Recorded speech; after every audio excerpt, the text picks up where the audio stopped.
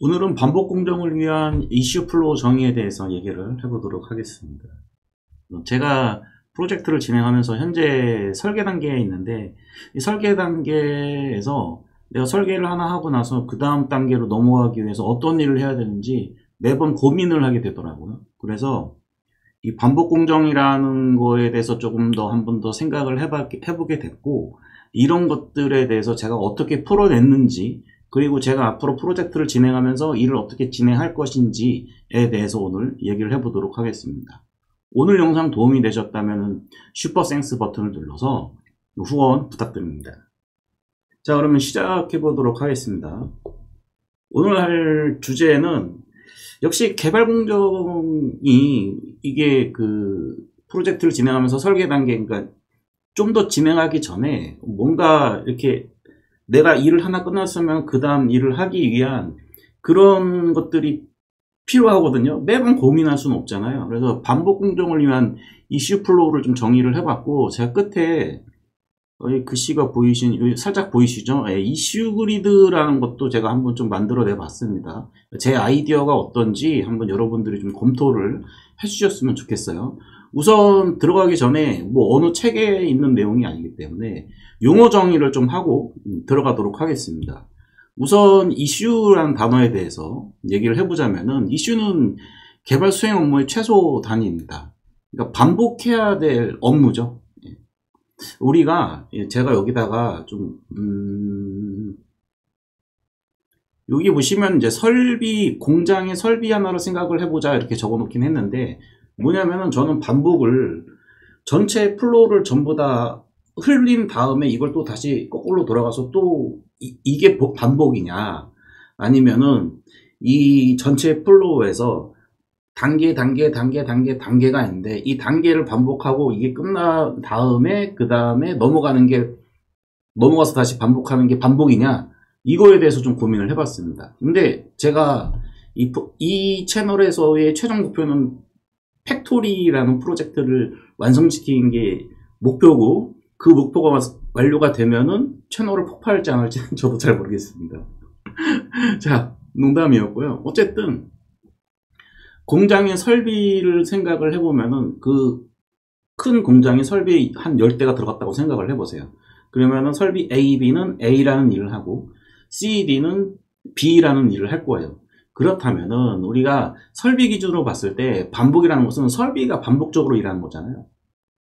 그래서 저는 전체 공정을 다 흐르린 다음에 반복하는 게 반복 공정이 아니고, 개별 공정을 반복시키는 거, 이게 반복이다라고 생각을 했습니다. 그런 생각에서 출발을 했고요. 그 이슈가 반복이 되는 거, 요게 반복 공정이라고 생각했습니다. 반복 공정에 대한 얘기를 먼저 좀 하게 됐죠. 왜냐면 제가 이 부분을 고민을 좀 많이 했기 때문에. 그다음에 메인 공정이라는 것도 좀 얘기를 해봐야 되는데, 우리가 일반적으로 소프트웨어 공학에서 이제 공부를 하면은 뭐 폭보수 공정이니 뭐 나선형 공정이니 개발 프로세스니 뭐 이런 것들을 아무리 얘기를 해도 메인 공정은 제가 보기에는 바뀌지 않는 것 같아요. 요구 분석 설계 구현. 그래서 이거를 메인 공정이라고 했고, 메인 공정을 쪼개서 이슈들이 그 안에 들어가는 거죠. 예를 들어서 요구라는 공정 밑에 이제 요구하고 관련된 공정이 있는 거죠. 내가 반복해야 될 이슈가 들어가는 겁니다. 이렇게 정의를 했습니다.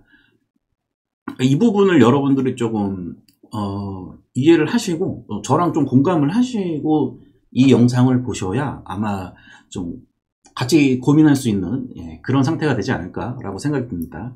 자, 기본 컨셉은 이렇습니다.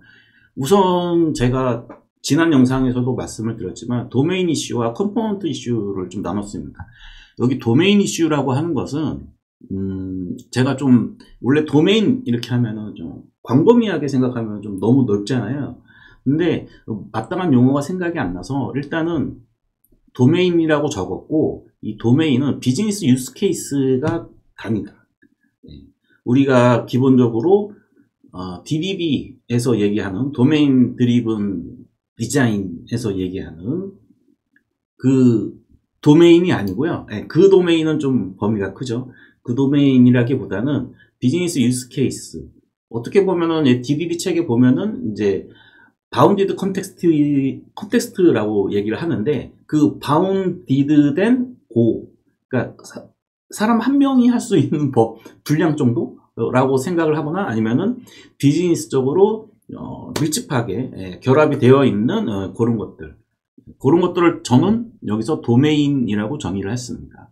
그래서 도메인 이슈는 공정 중심으로 진행을 하게 되고요. 그 다음에 공정별로 이슈를 생성을 하는데, 이 공정의 이슈를 생성해야 될 그 쪼가리 이슈가 있거든요. 그 쪼가리 이슈를 정의하는 게 상당히 좀 저는 어려웠고, 그 부분은 제가 뒤에 이슈 그리드를 보여드리면서 다시 한번 설명을 드리도록 하겠습니다.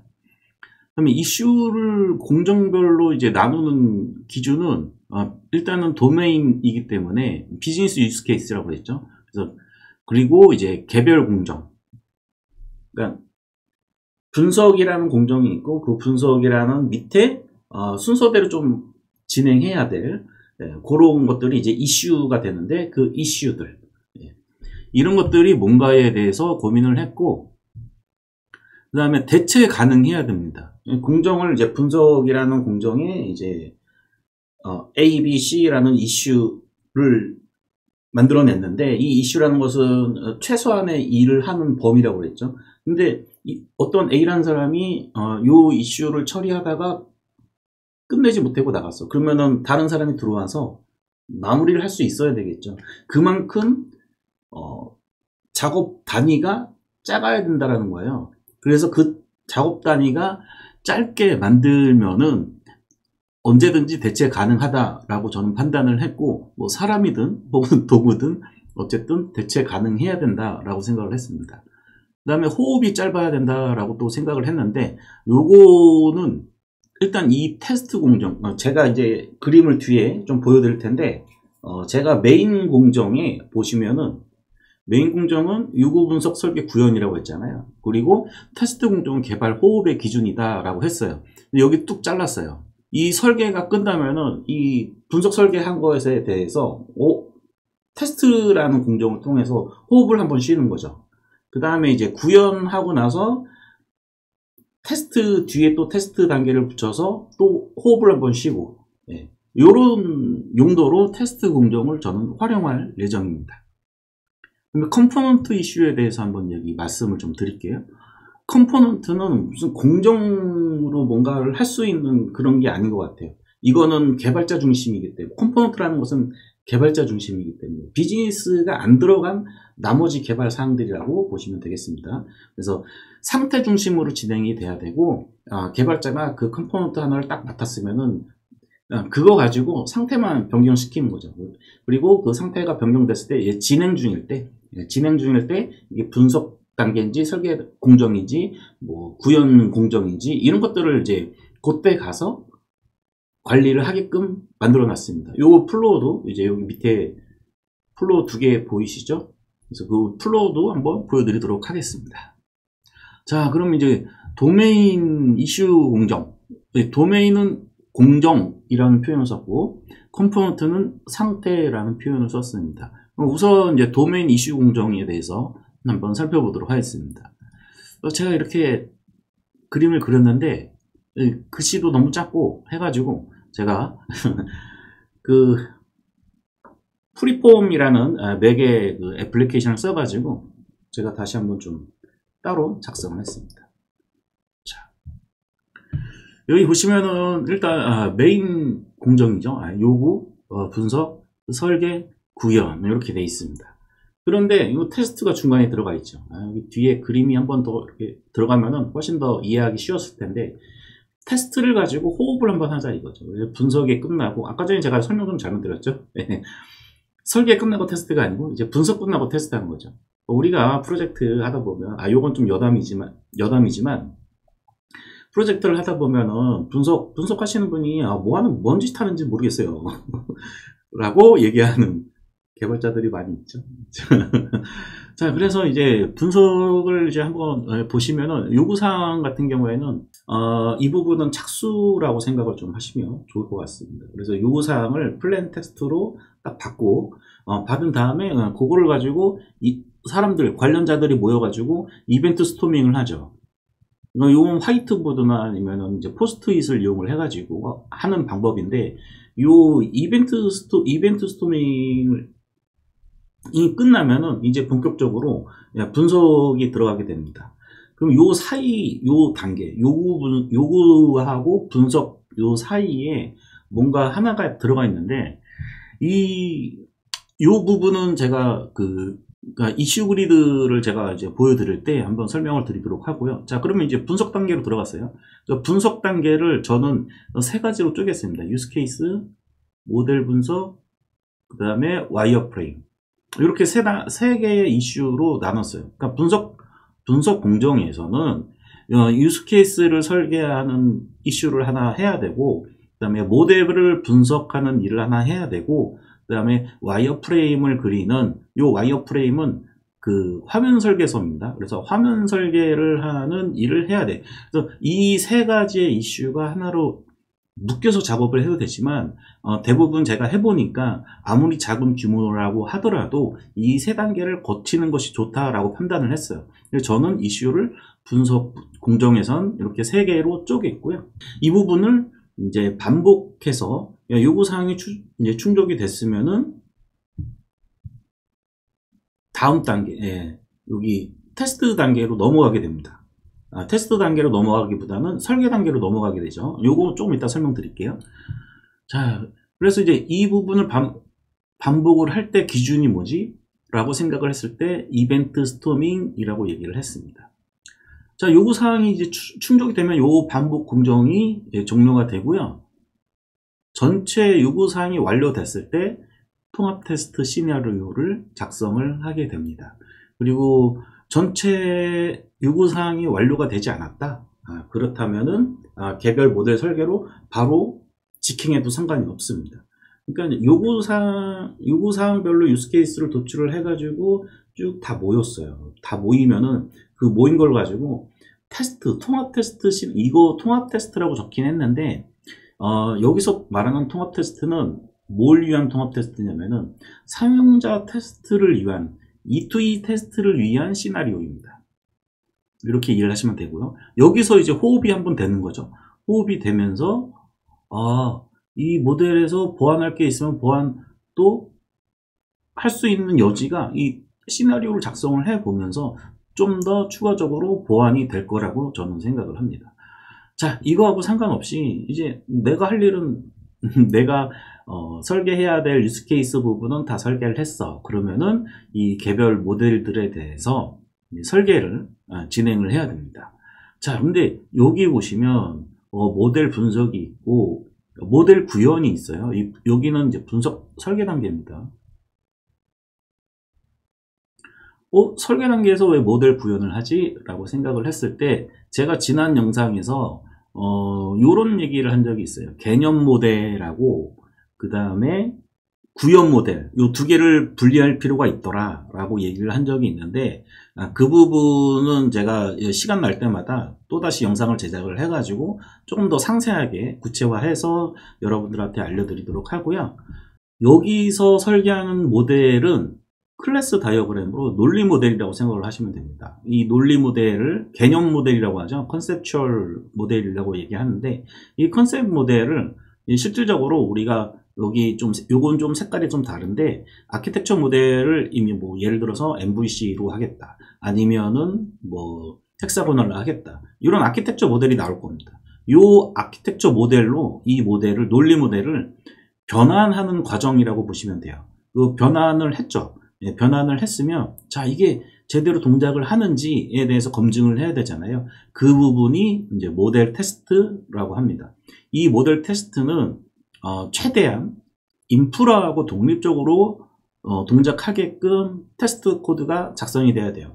그 부분에 대한 방법론에, 이제 구현 방법론에 있어서 저도 지금 여러 가지를 시도를 하고 있는 중이고요. 그 부분도 마찬가지로 영상에서, 다른 영상에서 한번 보여드리도록 하겠습니다.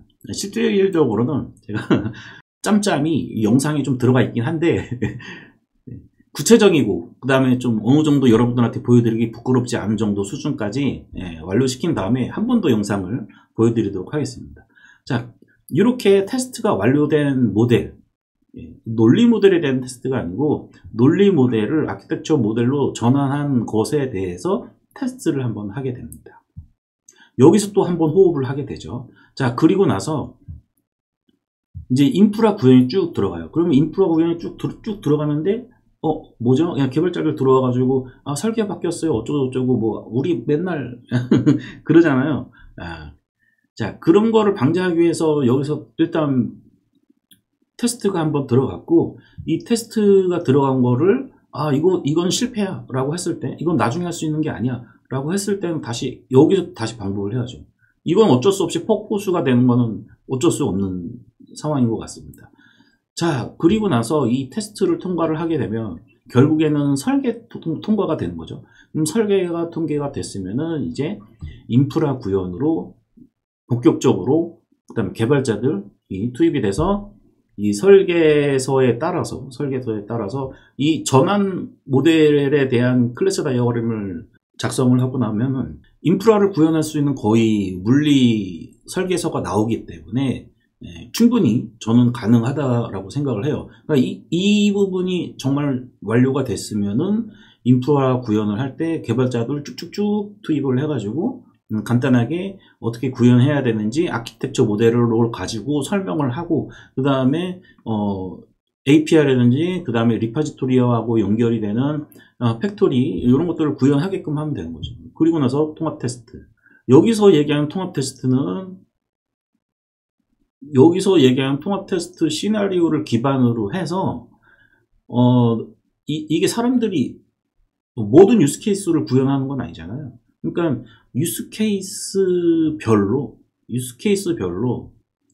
인프라를 구현하다 보면은 API가 들어가고 중간에 도메인 들어가고 그 다음에 팩토리가 들어가겠죠. 이 세 개를 레이어를 아우르는 통합 테스트를 코드로 작성을 해야 된다는 얘기예요. 그리고 나서 이런 통합 테스트가 유스 케이스별로 다 끝났다. 여기서는 제가 용어를 제가 정한 건 도메인이라고 얘기를 해야 되는데 글쎄요, 아직 익숙하지 않으신 분들도 계실 테니까 좀 섞어서 얘기를 하겠습니다. 이게 다 끝나면은 이제 사용자 테스트를 진행을 하게 될 겁니다. 요게 이제 그 도메인, 이슈, 공정, 플로우입니다.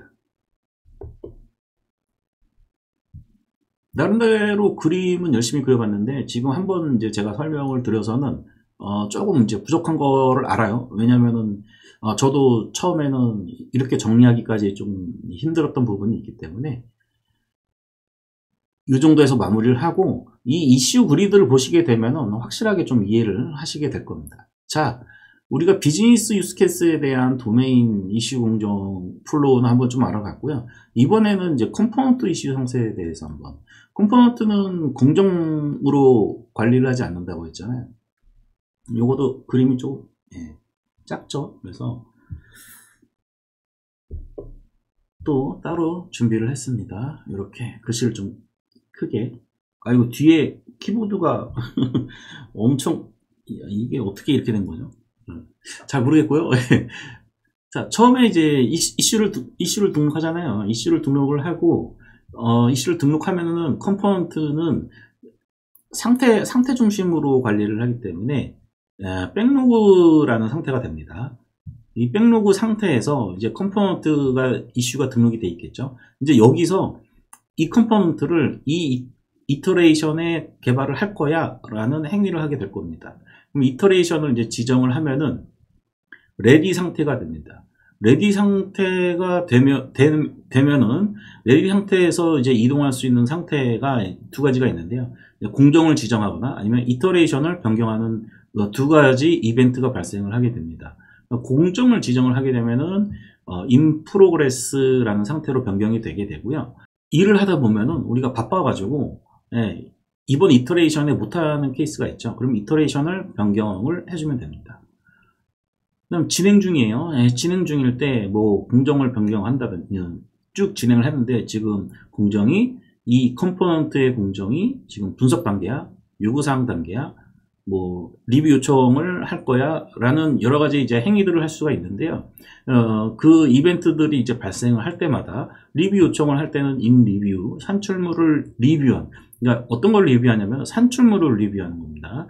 자, 그 다음에 작업이 완료되면 바로 종료를 시킬 수도 있고요. 리뷰가 사람이 없어서 리뷰를 못하는 케이스도 있잖아요. 그쵸? 네.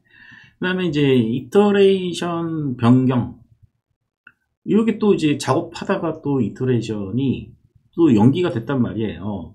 그러면은 그냥 이터레이션을 연기 그냥 바꿔주는 거죠. 네, 이렇게 바꿔주는 거고, 이게 모두가 종료가 되면은 컴포넌트에 대한 개발이 끝나게 됩니다. 그래서 컴포넌트는 상태 중심으로 진행이 된다. 이것도 제가 컴포넌트 상태를 어떻게 변경시키는지에 대해서도 제가 GitHub 프로젝트에 세팅해 놓은 거를 가지고 보여드리도록 하겠습니다. 자, 이제 이렇게 이제 도메인 이슈는 공정 중심으로 플로우를 흘리고 이슈를, 컴포넌트는 상태 중심으로 플로우를 흘린다라는 것을 제가 말씀을 드렸고요. 자, 그러면은 이 두 개에 대한 두 개의 플로우에 대한 이해를 여러분들한테 좀 드리기 위해서 이슈 그리드하고 컴포넌트 상태를 어떻게 변경하는지에 대해서 이제 추가적으로 설명을 드려보도록 하겠습니다. 이슈 그리드, 뭐 이거는 뭐 볼 거 없습니다. 이거는 제가 화면 보여드릴 거고요. 이슈 그리드 이렇게 제가 한번 작성을 해봤습니다. 자, 역시 글씨가 좀 작아서 제가 화면을 좀 전환해서 보여드리도록 할게요. 이게 프리폼이 배경색을 바꿀 수가 없더라고요. 그래서 좀 불편하네요. 기능이 좀 생겼으면 좋겠네요. 자, 100%에 딱 맞췄습니다. 요 이상도 없고 요 이하도 없어요. 자, 설명을 드리도록 하겠습니다. 이제 요구 공정이 있고요. 분석 공정, 그 다음에 테스트, 설계, 구현, 테스트 이렇게 들어갑니다. 그러니까 제가 원했던 호흡, 테스트에 대한 호흡이 좀 잘 드러나 있죠. 그래서 분석, 그 다음에 테스트, 설계, 구현, 테스트 이렇게 되는 겁니다. 분석이 끝나면 분석하는 사람들도 테스트를 통해서 리뷰죠. 보통 일반적으로는 이제 리뷰가 될 텐데 그 리뷰를 통해서 뭔가 그 검증이 되어야 되지 않을까요? 네, 그렇게 생각을 했고요. 우선 이제 요구사항 먼저 보도록 하겠습니다. 요구사항 같은 경우에는 요구사항 수집을 하고요. 그 다음에 이벤트 스토밍을 여러 관계자들 모여서 스토리보드를 만듭니다. 그리고 이 두 개에 대해서 저는 이 단계가 필요하다고 생각하거든요. 통합 유스케이스를 만들어내는 게 필요해요. 왜냐면은 통합 유스케이스를 만들어내야 컨텍스트 분리가 가능하거든요. 그러니까 제가 표현하는 여기 유스케이스는 도메인이다 라고 생각을 하시면 됩니다. 그러니까 도메인을 이렇게 컨텍스트로 분리를 하는 요런 과정이, 중간 과정이 이제 필요를 하고요. 이 요구 단계에서의 산출물은 유스케이스, 그러니까 요 통합 유스케이스를 작성할 때 유스케이스 다이어그램을 작성을 하셔야 되고요. 그 다음에 이벤트 스토밍, 그 다음 이벤트 스토밍을 수행하고 나면은 이제 스토리보드가 어느 정도 나와야 되고, 이 스토리보드는 이런 형태가 아니고 이벤트 스토밍을 하는 그런 게 있는데, 그거는 제가 이벤트 스토밍 영상이 따로 있거든요. 그거를 좀 찾아서 참조를 하시면 될 것 같습니다. 이렇게 요거는 제가 LMS 현재 진행하고 있는 LMS 프로젝트에서 도출된 유스케이스들입니다. 컨텍스트들이죠. 학습과정 수강, 학습빈도 평가. 요게 먼저 나와야 요게 나올 수 있도록 좀 순서도 좀 필요하더라고요. 이런 케이스 같은 경우는 순서도 좀 넣어봤고요. 분석 단계에서는 이제 세 가지 일을 하게 됩니다. 각 컨텍스트별로. 그래서 유스케이스, 모델 분석, 와이어프레임 이렇게 하고요. 요 이슈들을 처리를 한 다음에는 산출물이 이런 거가 나와야 된다 라고 정의를 한 겁니다. 자, 그리고 이제 이 컨텍스트들에 대한 모든 분석이 끝났어요. 끝나면은 사용자 테스트 시나리오를 작성을 해야 되죠. 자, 이제 개별적으로 또 학습 과정을 보겠습니다. 학습 과정에 대한 분석이 끝났어요. 끝나면은 이제 설계 단계라고 하죠. 설계 공정에서는 모델 구현과 모델 테스트를 진행을 하게 됩니다. 여기 아까 전에 좀 그림을 보시면은 아키텍처 모델 있잖아요. 이 아키텍처 모델은 별도로 진행이 돼야 되는 그런 거고, 이거는 아마 컴포넌트랑 유사하기 때문에 컴포넌트 공정을 태워야 되지 않을까라고 생각을 하고 있습니다. 자, 그래서 여기서 학습 과정 모델 구현이라고 하는 것은 아키텍처 모델하고 합치는 과정을 얘기를 하는 거고요. 여기서 나온 클래스 다이어그램을 가지고 합쳐서 실질적인 임플리멘테이션 모델, 그러니까 구현 모델이죠. 예, 모델을 실질적으로 구현하기 위한 설계서 클래스 다이어그램이 나와야 됩니다. 그리고 나서 이 구현 모델에 대해서 코딩을 하면서 이제 쭉 세팅을 해 나가야 되는데, 그럼 이제 코딩을 제대로 했는지 안 했는지, 그 다음에 이 모델 구현한 설계서가 제대로 된 건지 안 된 건지 체크를 해보려면 테스트 코드도 작성을 해야 된다라고 저는 생각을 했어요. 그래서 테스트 코드가 요구되는, 산출물로서 요구되는 공정이라고 이슈라고 보시면 되겠습니다. 자, 여기까지 끝나면 결론적으로는 분석 설계에 대해서 이제 아키텍처를 합한 그런 분석 설계가 끝난 거다라고 생각을 했어요. 자, 그 이후에 구현이 들어가야 된다라는 거죠. 우리가 결론적으로는 분석 설계 구현 테스트라는 게 아토믹하게 들어갔을 때는 얘가 폭포수죠. 폭포수 공정이 되는 건데, 이거를 이제 짧은 호흡으로 계속 반복할 수 있게끔 제가 이슈들을 이렇게 공정별로 잘 배치를 했다고 저는 생각을 하는데, 여러분들은 의견 있으면 좀 댓글 좀 주시고요. 자, 계속 진행해 보겠습니다.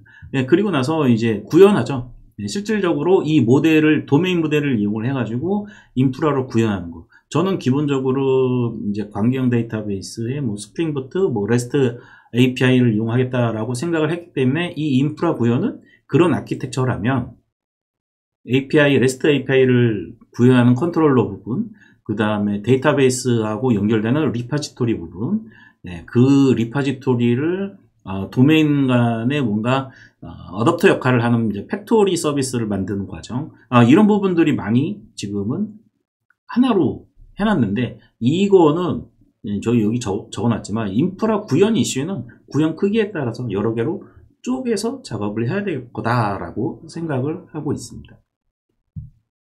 이런 인프라 구현이 다 끝나면은 이제 통합 테스트를 진행을 하게 되겠죠. 통합 테스트 다 진행하고 이 전체 도메인에 대해서 다 끝났다.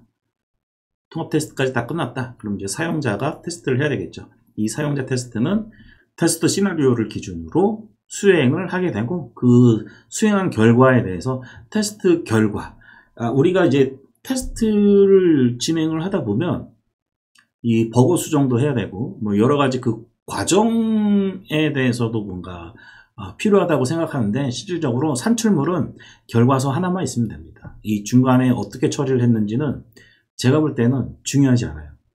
네, 그거는 그냥 관리 이슈일 뿐이죠. 네, 관리 관점에서 필요한 부분일 뿐이고, 결과는 다 됐다. 네, 네, 사인 받는 거, 네, 고객한테 사인 받는 게 가장 중요하다고 생각을 합니다. 자, 다음으로는 이제 컴포넌트 부분을 한번 보도록 하겠습니다. 컴포넌트 상태 변경은 제가 그림으로 표현이 잘 안 돼서, 제가 GitHub에 오픈해 놓은 그 프로젝트가 있거든요. 그 프로젝트에 하나를 좀 보여드리도록 하겠습니다. 자, 이거고요. LMS 초기 구축 프로젝트라고 적어놨고요. 좀 키워볼까요? 네, 괜찮네요. 저는 이제 프로젝트를 이렇게 이터레이트 반복 공정이요. 반복 공정인 스프린트라고 적어놨고, 그 다음에 도메인 공정, 그 다음에 요구사항이 뭐 추가적으로 들어올 때도 있으니까, 그 다음에 이제 반복 공정. 그러니까 이런 이슈들이 공정별로 세분화된 이슈들이 우리가 공장의 설비처럼 딱 마련이 됐기 때문에 이런 반복 공정을 이렇게 해나갈 수 있는 이런 것도 이제 도출을 할 수가 있었습니다. 요거는 저도 기대치 않았던 의외의 성과였다라고 저는 보고 있고요. 어쨌든 우리가 이제 일단은 도메인 공정에 제가 지금 합쳐놨는데, 컴포넌트 상태 변경에 대해서 좀 보여드려야 되는 거죠. 컴포넌트는 제가 뭐라고 말씀드렸냐면은 공정별로 관리가 되지 않고 상태별로 관리가 된다고 했어요. 지금 여기 도메인인데 이 도메인들은 요구, 분석, 설계, 구현, 공정 중심으로 돼 있고 그 공정에 따라서 그 상태를 이렇게 합의로 그룹화 시켜놨죠. 근데 컴포넌트는 거꾸로 보셔야 됩니다. 네. 도메인 기준으로 지금 요 보드를 세팅을 해놨기 때문에 컴포넌트는 이제 똑같은 레이아웃이지만 좀 거꾸로 보셔야 되는 게 이 부분도 좀 이제 보완을 해야 되는 부분인 것 같은데요. 별도의 보드를 만들다든지 해야 될 것 같은데 일단은 컴포넌트를 보실 때는 요 상태를 우선적으로 보셔야 됩니다. 상태, 백로그, 돈. 그러니까 뭐 예를 들어서 지금 이제 휴일 관리 컴포넌트라는 게 요구사항으로 들어왔어요. 그럼 요구사항으로 들어오면은 이게 실질적으로는 많이 보완을 해야 되는 부분인데 이렇게 들어오거든요. 요구, 컴포넌트 요청 이런 식으로 이제 들어올 겁니다. 그러면은 잠시만요. 이 요청, 이 요구사항을 가지고 어떤 일을 해야 되냐면은 컴포넌트 라벨을 딱 붙여가지고 컴포넌트를 개발하게끔 이슈를 생성해야 돼요. 그 이슈를 생성을 하게 되면은 분석 공정으로 생성을 하면 됩니다. 이런 규칙이 좀 있긴 한데 그러면 이제 분석 컴포넌트에 대한 이슈가 생성이 됐죠. 자, 그리고 나서 분석이 다 끝났어요. 분석이 다 끝나기 전에 얘가 원래는 지금 백로그 있는 상태잖아요. 얘가 일을 시작을 했다. 혹은 이터레이터가 지정이 됐다. 하면은 상태를 변경을 해야 되겠죠. 그럼 이 상태를 좀 변경을 해볼까요? 이 상태를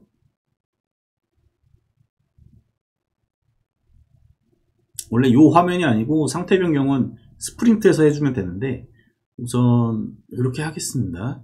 상태가 이제 이터레이터가 지정이 되면은 레디가 되겠죠. 자, 레디가 됐습니다. 레디가 됐고 그 다음에 일을 이제 시작했어 하면은 어떻게 해야 되죠? 네, 프로그레스로 두는 거죠. 이게 반응이 좀 느리더라고요.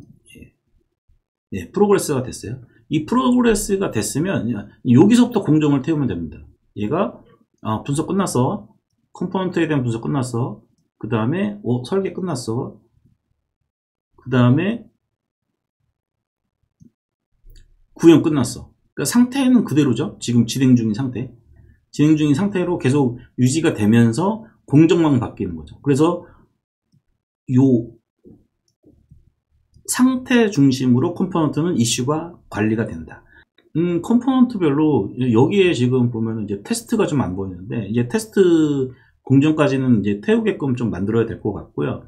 요게 이제 했는데 컴포넌트를 개발하다가 취소되는 케이스도 있잖아요. 네, 그런 케이스 같은 경우에는 분석하다가 뭔가 끝났어. 이렇게 여기로 돈으로 옮기는 겁니다. 상태를 변경하는 거죠. 분석 단계에서 끝났어. 그러면 왜 끝났는지 코멘트를 남기면 되겠죠. 네, 그리고 나서 이 컴포넌트에 대한 이슈를 클로즈 시키는 이거는 지금 자동으로 클로즈가 될 텐데 그런 식으로 작업을 하게 됩니다. 그래서 컴포넌트는 공정 중심이 아니고 상태 중심으로 관리가 되어야 된다. 그리고 제가 지금 이제 여기 화면에서 보여드렸다시피 컴포넌트에 대해서 조작을 뭔가를 할 수 있는 다른 부분들 좀 고려를 해봐야 되지 않을까라고 좀 생각을 하고 있습니다. 자, 이렇게 해서 이제 오늘 제가 반복 공정을 위한 이슈 플로우 정의라는 것에 대해서 한번 얘기를 해봤고요. 이 부분은 제가 고민을 굉장히 오랫동안 했던 부분이고 어느 정도 좀 답이 나왔다라고 생각을 하고 있습니다. 이런 결론을 얻어내기까지 좀 시간이 오래 네, 걸렸어요. 자, 뒤에 보이시죠? 예, 뒤에 보면은 요쪽에 있는 거, 예, 요쪽에 있는 것들이 제가 실제로 이슈들을 하나하나 생성해 가면서 처음에는 이제 번잡하게 이렇게 돼 있다가 어느 정도 좀 하다 보니까 정리가 됐어요. 아까 보여드렸던 그 그리드 있잖아요. 이슈 그리드. 그래서 요 아래쪽 부분이 이제 산출물에 대해서 정의를 한 거고, 그 다음에 이제 요 부분, 요 부분이 이제 여기 끝에가 이제 도메인들, 유스케이스 도메인들 쭉 이렇게 해놨고, 요 부분이 이제 실질적으로 이슈들에 대해서 이제 앞으로 제가 작업을 진행하면서 쭉 포스트잇을 이제 붙여 나갈 예정이고요. 추가적으로 제가 또 생각을 하고 있는 부분들이 이제 실질적으로 이제 지금은 설계를 제가 한 두어 번 정도 이제 반복을 하면서 정제를 한 상태였거든요. 근데 이제 이 분석 설계 단계가 이제 딱 끝나고 나서 이제 구현으로 들어갔어요. 이제 구현으로 들어갔을 때 어떻게 또 이제 이런 설비들이죠. 제가 설명드린 게 설비라고 말씀드렸잖아요. 그래서 그 설비들을 어떻게 세팅을 해야 될지에 대해서 이제 추가적으로 얘기가 나오면 그때 가서 한 번 더 영상을 만들어 보도록 하겠습니다. 오늘 도움이 되셨다면 후원 부탁드리겠습니다. 감사합니다.